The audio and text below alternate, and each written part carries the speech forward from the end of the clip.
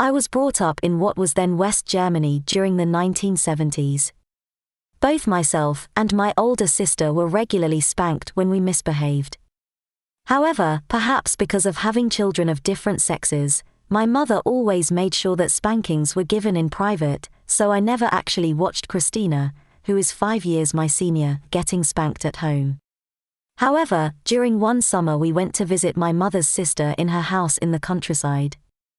Aunt Anna had no children of her own, but certainly knew how to administer a spanking, as we were to find out during our visit. Aunt Anna certainly did not care much for privacy like my mother did.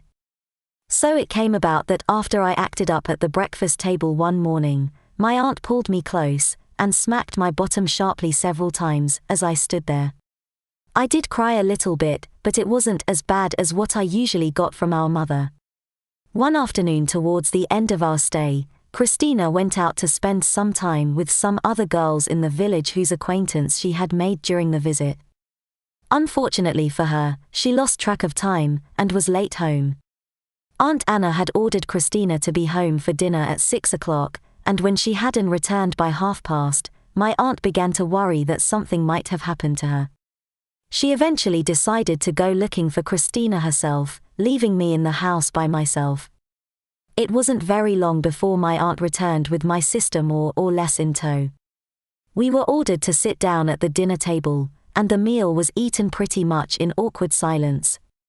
As the meal came to an end, we were about to jump up from our seats and help with the washing up, but Aunt Anna had other ideas. "Christina, come here to me." My aunt pulled her chair out from the table and turned it around to sit facing outwards. As my sister approached, Aunt Anna placed her in the customary spanking position, over her knee. My aunt began smacking my sister's bottom.